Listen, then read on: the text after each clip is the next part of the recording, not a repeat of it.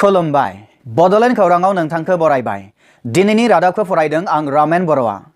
दिनैनि गाहाय रादाबफोराव दङ बाक्सा कुमारिकाटायाव जानो गोनां 51थि बोसोरसालिया जथुमानि खामानिया 90% जोबबाय सिडली चिरां बामुनगाव बाप्ति चार्चआव बर'दिन फोरबो फालिदों रौता सिजौगुरि गामि बाथौ आफादा रुफाथि मायथाइ खुंदों अल बिटिसि शिड्युल कास्ट फरायसा आफादा बर'फोरनि बर' हादोर दाबिनायखौ सापर्ट खालामदों सनाथि मायथाइ फोरबो फालिथायनि बरमा दखरा दुलाराय बर' फरायसा आफादनि गाहाय खुन्थिया गायसनदों बरसला दखरा एबसुनि कंगा 46थि बोसोरसालिया जथुमानि सेथि साननि हाबाफारिया थांनाय 23 डिसेम्बराव मोजाङै जोबनानै थांबाय नोंथाङा नायगासिनो दङ बड'लेण्ड खौरां दानिया फैदो आबुं रादाबाव बाक्सा कुमारिकाटायाव जानो गोनां 51थि बोसोरसालिया जथुमानि खामानिया 90% जोबबाय फैगौ 7 जानुवारिनिफ्राय बाक्सा कुमारिकाटायाव जानो गोनां 51थि बोसोरसालिया जथुमानि खामानिया प्राय 90% जोबबाय होनना रायदाव आफादनि आफादगिरि सिनाकान्त बसुमतारी बिथाङा फोरमायदों दुलाराय बर' फरायसा आफादनि खुंगा 51 मायथाइनि जे जथुमा बे 7, 8 आरो 9 जानुवारि खालि 19 जानुवारियाव बहाय गाजा गोमजायै खुंनायनि लाहार फाहार खालामदों अलमोस्ट माने प्रिपारेशना जोंहा कमप्लिट जाबाय आरसिनिफ्राय अलरेडि प्रिपारेशन माने कमप्लिट माने 90% प्राय कमप्लिट जाबाय बिथां बसुमतारिया फोरमायनाय बादिब्ला देग्लायनि बे जथुमाया जोबोद गुरुत्वपूर्ण जागोन मानोना नेशनेल फेडारेशन अफ निउ स्टेट्सनि एक्जिक्यूटिव मिटिंआ बेवहायनो जागोन देग्लायनि जितु कनफारेन्स बे कनफारेन्सआ जोबोद माने गुरुत्वपूर्ण जागोन माने नेशनेल फेडारेशन अफ निउ स्टेटनि जे एक्जिक्यूटिव मिटिं बेयाव जागोन भारत हादरनि भाइस प्रेसिडेन्ट वेंकैया नायडू बिथाङाबो बे जथुमायाव बाहागो लाफैनायनि बाथ्रा अदेबानि बिथांनि नुजाथि फैगोना 90% दाजाबथायारि होननानै बिथां बसुमतारिया फोरमायबावो इन्डियानि भाइस प्रेसिडेन्ट माबाखौ वेंकैया नायडूखौ इतिमध्ये लेंनाय जादों दाबो कनफार्म नङाब्लाबो प्राय माने 90% हप दङ जोङो भारतनि गुबुन गुबुन रायजोआव थानाय एबसुनि इउनिटफोर जेरै Chandigarh unit Delhi unit Mumbai unit लोगोसे गुबुन हादोरफोराव थानाय इउनिटफोर जेरै बांलादेश जापान भुटान म्यानमार बायदिनिफ्राय बे जथुमायाव बाहागो लाफैगोन होननानै बिथां बसुमतारिया बुंबावो बिनि अनगायैबो माने जोंनि इन्डियानि जिबिलाक माने इउनिट एबसुनि दुलाराय बर' फरायसाफोरनि जेरै चंडीगढ़ इउनिट दिल्ली इउनिट मुम्बाइ चेन्नाइ बेबायदिनो आरो बिनि अनगायैबो इन्डियानि बाहेरायाव थानाय जिबिलाक माने बांलादेश नेपाल भुटान बेनिफ्राय म्यानमार आरो बेबायदिनो जापानाव थानाय जि बर'नि जितु सोद्रोमा बे सोद्रोमाया बे कनफारेन्सआव माने फैनायनि थाखाय इतिमध्ये जों माने रेजिस्टार जाबाय मोनथिनो मोननाय बादिब्ला बे जथुमायाव 2 निफ्राय 3 लाख सुबुंफोरा थुबुर जाफैगोन होनना रायदाव आफादा मिजिं थिदों जथुमानि बे हाबाफारिनि 9 जानुवारि खालारखालि लाइमोन मुलुगनि बिखादुब मुंदांखा रोजाबगिरि जुबिन गार्गा रोजाबफैगोन होनना फोरमायदों बिथां बसुमतारिया सानफ्रामबो 2 लाखनिफ्राय 3 लाखनि मानसि सुबुं बाहाय थुबुरमा जागोन आरो जोबखालि 9 जानुवारि खालि बहाय आसामनि जुब हार्टथ्रब जुबिन गार्गनि कालचारेल प्रग्राम जागोन मोनथिनो मोननाय बादिब्ला जथुमा थावनि थागथियारि खामानियाव गासै 23 दालाय आफादफोरा हेफाजाब होनायजों फैगौ 5 जानुवारियाव खामानिया जोबहैगोन प्राय माने 80 लाखनिफ्राय 100 माने 1 crore बहाय माने बाजेट खालामनानै जों 23टा साब कमिटिखौ लानानै जोङो खामानि मावगासिनो दङ जोङो जानो हागौ 5 जानुवारि खालि जों गासैबो प्रिपारेशनखौ जों कमप्लिट खालामनो हागोन होननानै जों आसा खालामदों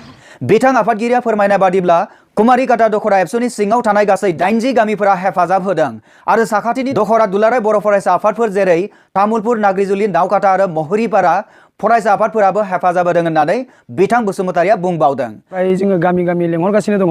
ओरै खाथि खाला जे आनसलिक दङ तामुलपुर नाग्रिजुलि माने नावकाटा गरेस्वर आरो महरीपारा बे आनसलिकनि माने मावथिफ्राबो बहाय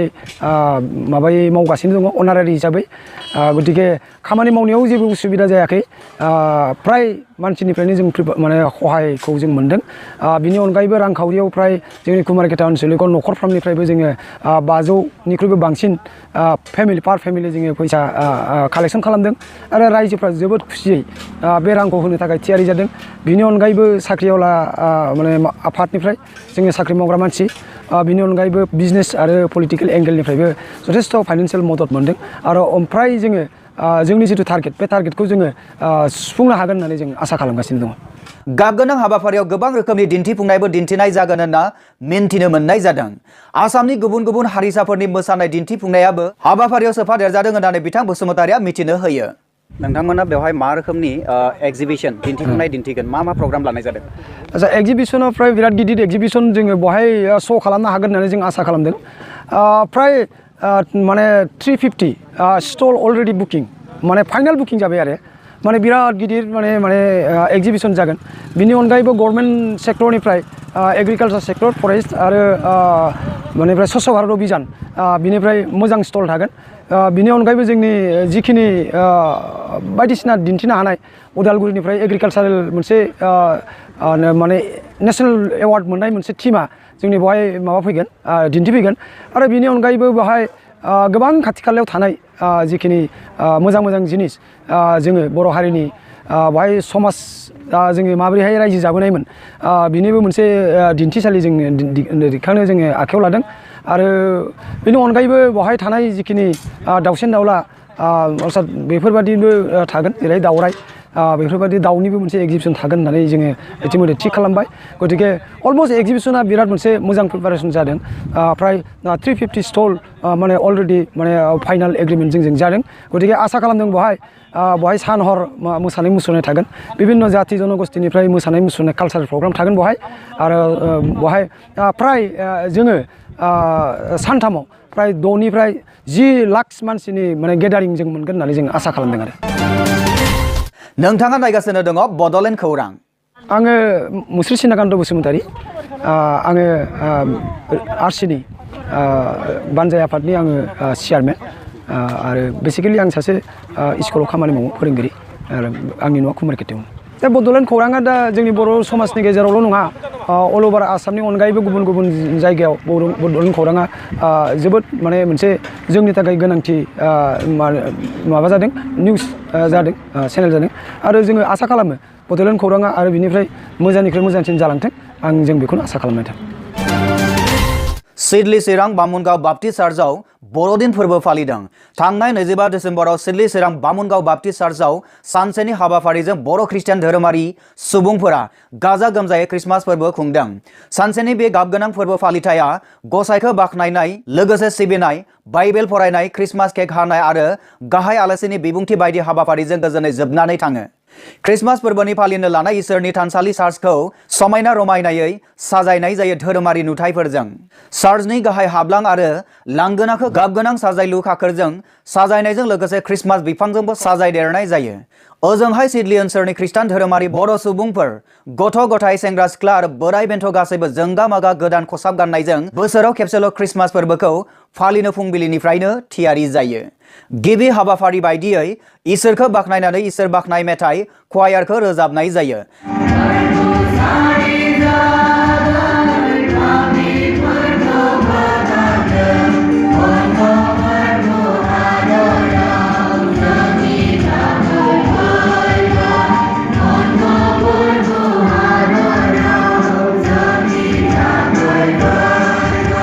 नैथि हाबाफारि बायदियै खृष्टान धोरोमनि गोथार बिजाब बाइबेल फरायनानै फोरबोखौ ओंथि गोनांसिन खालामो मानोना जोंनो लागै सासे हौवासा गथ' जोनोम जाबाय सासे फिसा हौवाखौ जोनोम होनाय जाबाय आरो हादान गोदान बिबाना बिनि आखायाव थागोन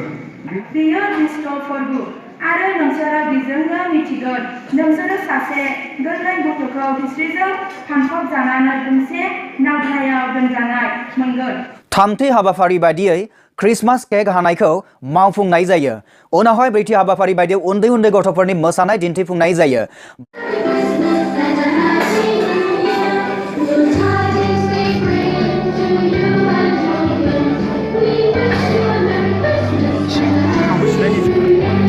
बाथि हाबाफारि बायदियै गाहाय आलासिनि बिबुंथिखौ BBCनि एनभेजेलिस्ट मिस्टार इन्द्रजित बसुमतारीया इसोरनि थौआरि बिबुंथिजों खोनासंगिरिफोरनो इसोरनि सोमोन्दै खारिमिनारि खेंफोरथि होलाङो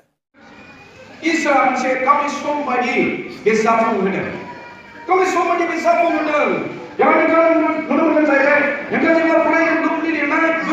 खुंजानाय क्रिसमास फोरबो फालिथायाव गासै 1000सो सुबुंफोरा थुबुर जादोंमोन होनना जोंनिसिम खौरां दैथायहरदों बामुनगावनिफ्राय इयुथ प्रेसिडेन्ट मिस्टार चन्दन इस्लारि बिथाङा नोंथाङा नायगासिनो दङ बड'लेण्ड खौरां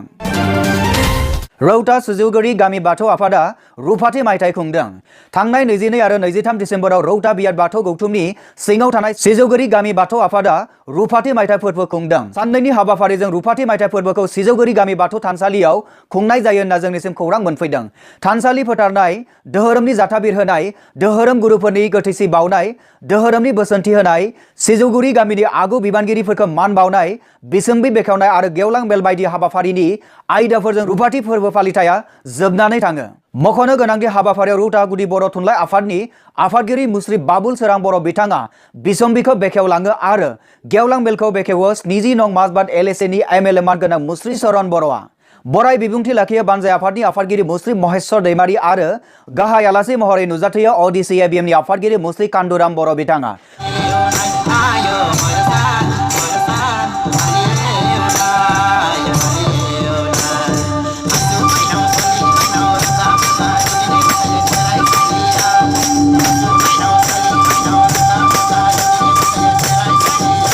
रुफाथि मायथाइ फोरबो फालिथायावनो रौता बियाबनि गाहाय आफादनि आफादगिरिफोरा मैखोम बाहागो लानायाबो मख'जाथाव। बेबायदिनो हाबाफारिखौ जाफुंहोनायाव नांथाब नाजा हेफाजाब होनायजों लोगोसे खामानियाव बिफाव लायो माइनाव आफाद आरो लाइमोन आफादनि मानगोनां दैदेनगिरि बिथांमोना।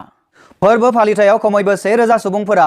बाहागो लाफैदोंमोन होनना जोंनिसिम खौरां दैथायहरदों रौता बियाब बाथौ गौथुमनि गाहाय आफादनि लोगो नेहाथारि निरन्जन बर' बिथाङा। नोंथाङा नायगासिनो दङ बड'लेण्ड खौरां। अल BTC शिडिउल कास्ट फरायसा आफादा बर'फोरनि बर' हादोर दाबिनायाव सापर्ट खालामदों। भारतनि राजथावनि दिल्लीयाव अबर' सुरक्षा कमिटिजों लोगोसे सानैसो सुबिदाबादि सुबुंफ्रा बर' हादोरनि हेंथा धरना हैनाय समावनो थांनाय 23 डिसेम्बराव उदालगुरि साबखाथि NDFB नि डेजिगनेटेड केम्पआव अल BTC शिडिउल कास्ट फरायसा आफादा बर'फोरनि बर' हादोर दाबिनायाव सापर्ट होनो थाखाय सावरायफैयो। बाहागो लाफैनाय दैदेनगिरिफोरनि गेजेराव दंमोन बिथांमोननि आफादनि आफादगिरि प्रदीप सरकार, गाहाय नेथारि सुजित दास, गाहाय बोसोनगिरि सपन दास, बोसोनगिरि मनिन्द्र मण्डल, मनोज कुमार मण्डल, भबेन तालुकदार आरो माखासे दैदेनगिरिफोर। सावरायमेलाव दंमोन मुभमेन्ट ग्रुपनि दैदेनगिरिफोर फारियै NDFB नि आफादगिरि धीरेन्द्र बर', गाहाय नेहाथारि गबिन्द्र चन्द्र बसुमतारीजों लोगोसे माखासे दैदेनगिरि। एबसुनि लेङाइ आफादगिरि दिपेन बर', नेहाथारि PJSCBM नि गाहाय लेंथुमगिरि राकेश बर', कन्भेनर जगेन बसुमतारी, रावदुत बसुमतारी। खुंगा 35थि बोसोरसालिया जथुमा लोगोसे 50 बोसोर सनाथि मायथाइ फालिथाय बरमा दखरा दुलाराय बर' फरायसा आफादनि गाहाय खुन्थिया गायसननाय हाबाफारिया दखरा मावखुलिनि सिथ्लायाव थांनाय 23 डिसेम्बराव जानानै थाङो। लाइखुन्था गायसननाय हाबाफारियाव बेखेवगिरि महरै बाहागो लायो धरणी रामसियारि बिथाङा। फैगौ 18, 19 आरो 20 जानुवारि 2019 इंखालाराव सानथामनि गोग्गोम हाबाफारिजों बरमा दखरा एबसुनि सिथ्लायाव सनाथि मायथाइ फालिथायखौ खुंनाय जागोन होनना मिथिनो मोननाय जादों। नोंथाङा नायगासिनो दङ बड'लेण्ड खौरां। बरसला दखरा एबसुनि खुंगा 46थि बोसोरसालिया जथुमानि सेथि साननि हाबाफारियाव थांनाय 23 डिसेम्बराव मोजाङै जोबनानै थांबाय। उदालगुरि जिल्ला एबसुनि मानगोनां बुंथिगिरि मुस्रि रन्जित बसुमतारी बिथाङा थान्दैमेल बेखेवगिरि आलासि महरै बाहागो लाफैनानै थान्दैमेलखौ बेखेवनानै होलाङो। बे जथुमाखौ उदालगुरि जिल्लानि रंजाली फोथार दगामि गामियाव खुंनाय जायो होनना मिथिनो मोननाय जादों। थांनाय 23 डिसेम्बराव बाक्सा जिल्लानि गबर्धना पुलिस थानानि OC देनाग्रा ब्रह्मआ लामानि जाब्रबथायजों जायगायावनो जिउ गोमायो होननानै सुलुंफ्राय मिथिनो मोननाय जादों। मिथिनो मोनबावनाय बादिब्ला पुलिसनि गारि सालायगिरि बिजन उजिराबो जिउ गोमायो। साथामसो पुलिसफोराबो गोब्राबै जोखोम जायो होनना मिथिनो मोननाय जादों। पुलिसफोरा सानै दायनिगिरि सुबुंफोरखौ हमनानै थाना फारसे लांफैनाय समावनो बे जाथाया गावसोरनि बोलेरो गारिजों आरो गंसे ट्रेक्टरजों सौग्रावलायनाय जायो आरो सानै दायनिगिरि हमजानाय सुबुङाबो जिउ गोमानाङो होननानै मिथिनो मोननाय जादों। बेजों लोगोसे दिनैनि रादाबाबो एसेनोसै। गोजोन्थों।